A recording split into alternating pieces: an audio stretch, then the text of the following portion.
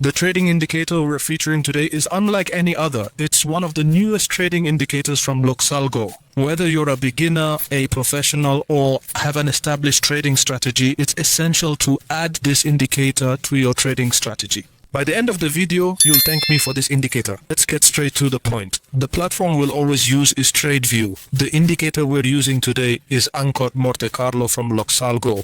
We'll add this indicator. Note that this indicator is free. After clicking Add Indicator, you'll need to pay attention to the message that appears. You need to choose the last candle you want to project on. I'll explain it to you in a bit, don't worry. We will always choose the last candle. You'll see it gives me the expected market direction. Let's now dive into the depth of this indicator and understand how it works. To give me these market trend predictions, the first thing the indicator does is take the movements of the previous 50 candles, analyze them, and project these movements onto the next 50 candles.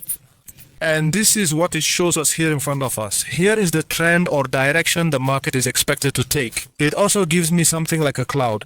And this cloud is a simulation of the market movement expected in the next 50 candles. The line we see in blue is called the expected trend line. As for the two lines that appeared here, the green line and the green line, these form the take profit points and stop loss points.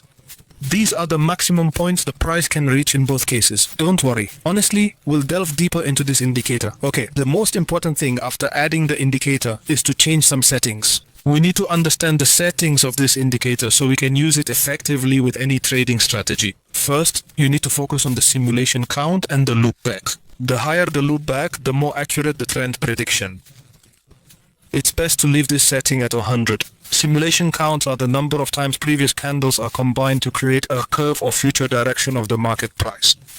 To see this simulation, we need to enable Visualize Simulation. And we see that it gives me this simulation in reality. This simulation is what was used to build this curve and the future market trend. It's best if the simulation count is also high. Let's keep it at 100 or 200. The higher it is, the more accurate the upcoming market curve will be. The last setting which is important to me is that if we scroll down to the standard deviation option, we must enable it. After activating the standard deviation option, this will look like this. Now, our entry and exit points, you see that these lines have appeared with us, which form a support and resistance curve moving with this expected trend. The question now is how we will use the standard deviation in this case to be effective.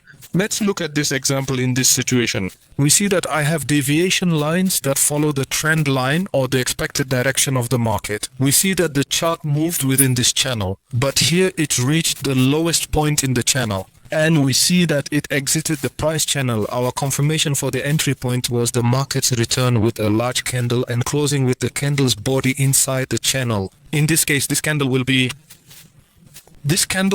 our entry point, and our target will be the trend line. That's all for today's video. Don't forget to follow me and don't forget to leave your comment below. Stay tuned for the next segment where we will explain an indicator stronger than this one, and it will be the best indicator we've ever explained.